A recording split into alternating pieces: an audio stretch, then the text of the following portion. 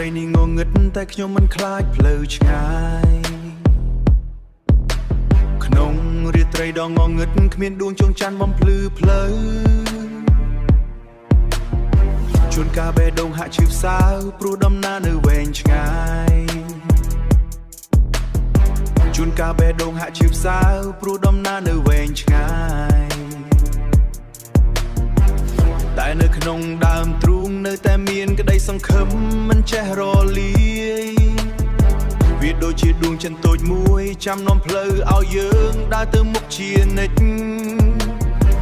ក្តីសង្ឃឹមជាទុនជោគជ័យនៅមិនឆ្ងាយបើចិត្តបដិញ្ញាកាយពុះវាគ្មានរលាបន្តដើរកុំទន់ជ្រាយជ័យជួបម្នាក់នឹងមកដល់ទោះក្តីលំបាកម្ដងចិត្តនៅតែមិនសោយសង្ឃឹមជ័យមើលកញ្ចក់ឆ្លងប្រាប់ខ្លួនឯងរៀងរាល់ថ្ងៃតើឯងខ្លាចអីតើក្នុងចិត្តមានតែពាក្យថាចាញ់មែនទេឬឯងភ្លេចហើយថាងំឡាំងដ៏អស្ចារ្យគឺស្ថិតក្នុងខ្លួនឯងផ្លូវកោ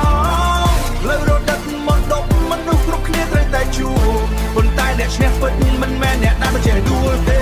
គឺអ្នកដែលចេះក្រោកហើយបន្តមកជំហានទៅរកជ័យភ្នំខ្ពស់ប៉ុណ្ណាក៏យើងអាចឡើងដល់កំពូលឲ្យតែយើងហ៊ានដាក់ជើងបោះជំហានម្ដងមួយ